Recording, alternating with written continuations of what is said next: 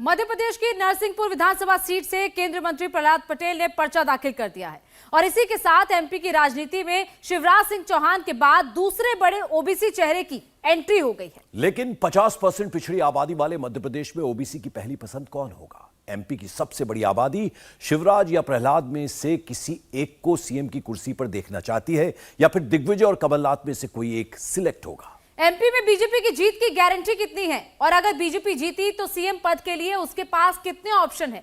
इस रिपोर्ट में मिलेगा आपको हर सवाल का जवाब। मध्य प्रदेश में बीजेपी जीती तो सीएम कौन होगा?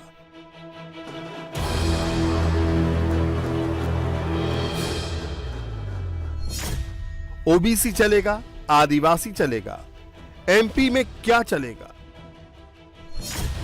शिवराज बीजेपी के इकलौते ओबीसी सीएम, क्या फिक्स है कुर्सी? नरसिंह भगवान की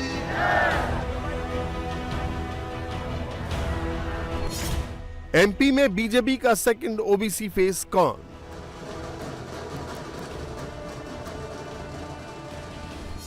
शिवराज सिंह चौहान या प्रहलाद पटेल? कौन बनेगा मोदी की राइट चॉइस?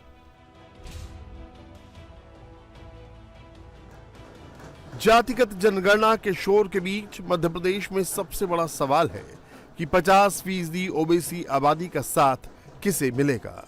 कांग्रेस एक नैरेटिव बना रही है कि बीजेपी जातिगत जनगणना की विरोधी है। राहुल गांधी बीजेपी के मुख्यमंत्रियों की जाति गिन रहे हैं, जातिगत जनगणना को देश का एक्स-रे बता रहे हैं। उनका दावा है कि आदिवासी, दलित, ओबीसी घायल हैं। राहुल लगातार बीजेपी पर सवाल उठा रहे हैं। उनका कहना है कि हमारे 4 सीएम हैं जिनमें 3 ओबीसी हैं, लेकिन बीजेपी के 10 सीएम हैं जिनमें सिर्फ 1 ओबीसी है। राहुल गांधी जिस ओबीसी सीएम की बात कर रहे हैं वो सीएम शिवराज सिंह चौहान हैं। दरअसल मध्य प्रदेश में कांग्रेस की नजर बीजेपी के बड़े वोट बैंक पर है जो ओबीसी है। जातिगत जनगणना का मुद्दा उठाकर राहुल गांधी 50% ओबीसी आबादी में एंटी बीजेपी सेंटिमेंट पैदा करना चाहते हैं। ऐसे में बीजेपी के लिए ओबीसी चेहरे का रिप्लेसमेंट मुश्किल होगा, लेकिन शिवराज सिंह चौहान के अलावा एक बड़ा ओबीसी चेहरा इस चुनाव में बीजेपी ने उतार दिया है। केंद्रीय मंत्री प्रहलाद पटेल को पार्टी ने नरसिंहपुर से टिकट दिया है। सवाल है कि क्या अगर बीजेपी जीती तो शिवराज सिंह चौहान का रिप्लेसमेंट प्रहलाद पटेल हो सकते हैं?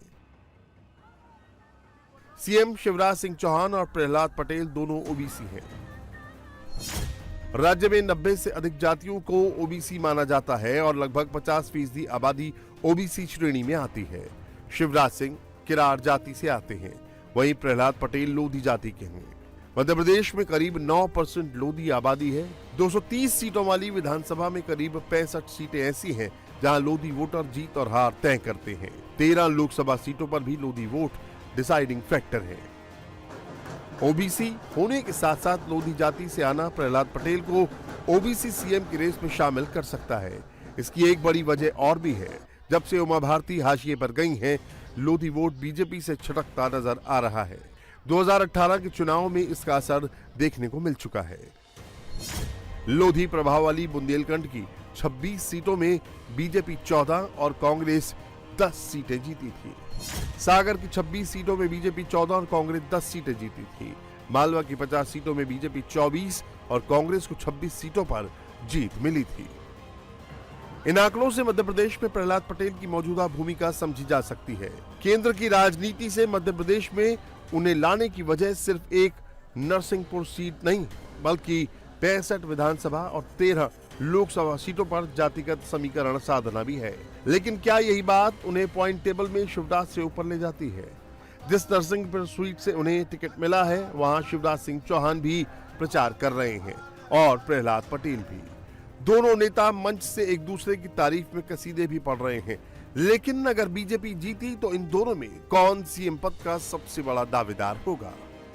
और आज मुझे परम संतोष है कि प्रहलाद पटेल जी अब नरसिंहपुर से विधानसभा का चुनाव लड़ रहे हैं। मैं प्रसन्न भी हूं, गर्व भी महसूस करता हूं और मेरे मन में संतोष भी है। भगवान हर किसी को विशेष काम के लिए भेजता है।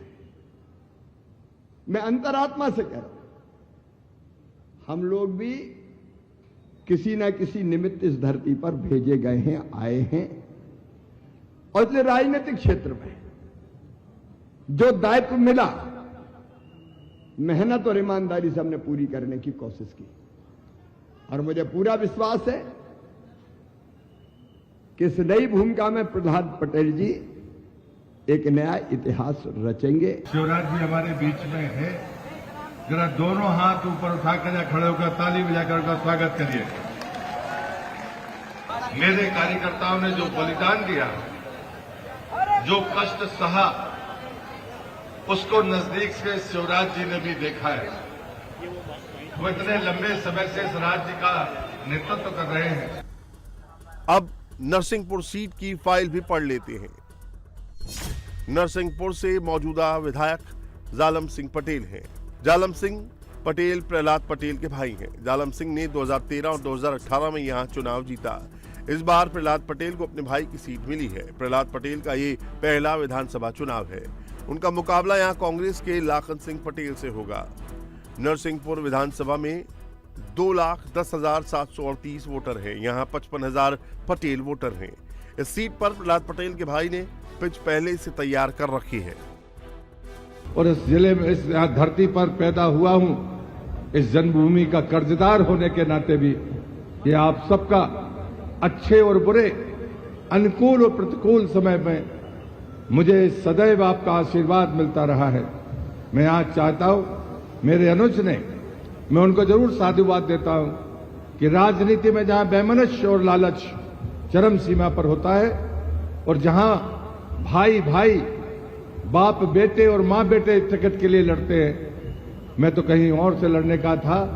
वो मुझे यहां से उन्हें उम्मीद बनाने में जो सहयोग किया या जो जिद की, उसके लिए मैं अनुज होने के नाते गर्व करता हूं कि आज संस्कार आने वाली पीढ़ी के लिए ताकत देगा कि परिवारवाद की बातें करने वाले लोग कहीं ना कहीं वो सिर झुकाकर इस आदर्श परंपरा को देख रहे होंगे। नरसिंहपुर सीट महाकौशल की सबसे वीवीआईपी सीट है, लेकिन ये भी जान लेते हैं कि बाकी महाकौशल का क्या हाल है। काम हुए हैं, बराबर हुए हैं। तो प्रहलाद पटेल के आने से सब लोगों को आशा है, जिले वासियों की एक बड़े नेता हमारे क्षेत्र में आए हैं तो हमारे जिले का भी और स्पीड से विकास होगा। बीजेपी ने काम किया है और बीजेपी को फुल सपोर्ट है और बीजेपी की सरकार बनेगी। बीजेपी प्रहलाद सिंह पटेल जी क्यों आएंगे? बड़े नेता हैं और बीजेपी अच्छा काम कर रही है। क्या काम किया यहाँ पे? लोगों के घर बन गए, है ना, शौचालय बन गया। पूरा फायदा, क्या होगा? पूरा फायदा होगा। कैसे? क्या लगता है? हमारे नरसिंहपुर का बहुत बड़ा सौभाग्य है जो इतने ईमानदार नेता को टिकट मिली। महाकौशल की 38 सीटों के नतीजे तय करेंगे कि 2023 के सत्ता संग्राम में अगली सरकार की चाबी किसे मिलेगी। महाकौशल में जबलपुर, छिंदवाड़ा, कटनी, सिवनी, नरसिंहपुर, मंडला, डिंडौरी और बालाघाट जिले हैं। महाकौशल की 38 सीटों पर सत्ता का दारोमदार रहेगा। 2018 में बीजेपी को सिर्फ 13 सीटों पर संतोष करना पड़ा था, जबकि कांग्रेस के खाते में 24 सीट गई थी।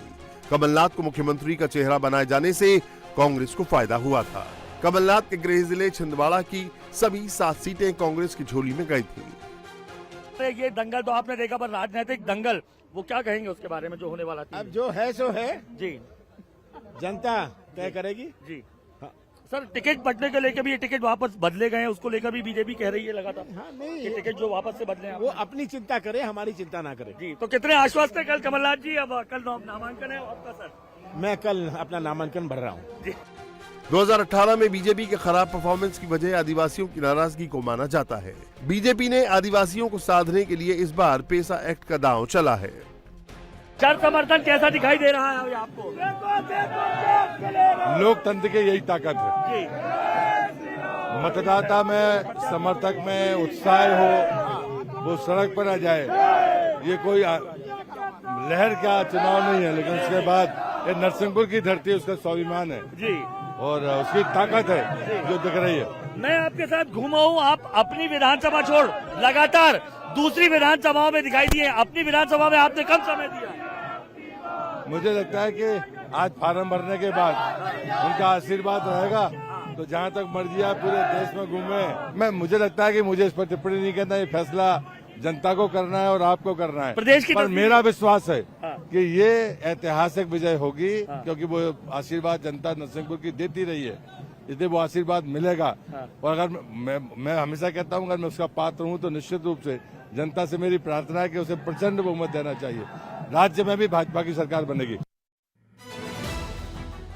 1989 से सांसद रहे प्रहलाद पटेल मध्य प्रदेश की राजनीति के साथ साथ संसदीय राजनीति में सीनियर हैं, लेकिन विधानसभा चुनाव लड़ने का उनका अनुभव नहीं रहा है। पार्टी के निर्णय के बाद वो मैदान में उतरे हैं, लेकिन अपने भाई जालम सिंह पटेल के तैयार किए गए जनाधार पर। प्रहलाद सिंह पटेल का संसदीय क्षेत्र दमोह और बालाघाट रहा है। वो सबसे पहले तत्कालीन प्रधानमंत्री अटल बिहारी वाजपेयी के मंत्रिमंडल के सदस्य बन गए थे। संसदीय राजनीति में वो नरेंद्र मोदी, अमित शाह और राज्य की अगर बात की जाए तो शिवराज सिंह चौहान से भी सीनियर हैं। लेकिन अगर बीजेपी चुनाव जीती तो सीएम कौन होगा, ये समझने के लिए सीटों के बंटवारे में अप्लाई जातिगत समीकरण को भी समझना होगा। 14% से भी कम आबादी वाले सामान्य वर्ग को 37% उम्मीदवारी मिली है, यानी अभी से तय हो गया है कि सरकार चाहे किसी की भी बने, सत्ता का सबसे बड़ा शेयर स्वर्ण जातियों के पास ही होगा। प्रदेश की 50% आबादी वाले ओबीसी वर्ग के हिस्से में सिर्फ 26% टिकटें आई हैं। इसमें से भी सबसे ज्यादा हिस्सा लोधी और यादवों का है। SC/ST को उतनी ही टिकटें मिली हैं जितनी सीटें रिजर्व हैं। मध्य प्रदेश पिछड़ा वर्ग आयोग की कोर्ट में पेश रिपोर्ट के मुताबिक प्रदेश में 50.09% ओबीसी हैं, 21.1% आदिवासी और 15.6% SC हैं। विधानसभा में 47 सीटें ST के लिए और 35 सीटें SC वर्ग के लिए रिजर्व हैं। करीब 7% मुस्लिम हैं। प्रदेश की करीब 50% ओबीसी आबादी को कितनी हिस्सेदारी। ओबीसी कैटेगरी में भाजपा ने कांग्रेस को ज्यादा टिकट दिए हैं। भाजपा ने 68 टिकट पिछड़ा वर्ग को दी हैं, जबकि कांग्रेस ने 60। भाजपा ने सबसे ज्यादा 11 लोधी उम्मीदवार उतारे हैं। कांग्रेस ने लोधी और यादव समाज को बराबर 7-7 सीटें दी हैं। अनुसूचित जाति वर्ग के लिए जितनी सीटें उतने टिकट, जितनी आबादी उतना हक कहने वाली कांग्रेस के लिए आंकड़े ठीक नहीं हैं। इसे ऐसे भी समझ सकते हैं कि एमपी में 7% मुसलमान हैं, लेकिन कांग्रेस ने उन्हें सिर्फ 2 टिकट दिए हैं। आखिर में बात एमपी में सबसे बड़े वोट बैंक यानी ओबीसी की करें तो लोकसभा चुनाव हो या विधानसभा चुनाव, बीजेपी के पक्ष में ओबीसी का वोट बैंक बढ़ा है।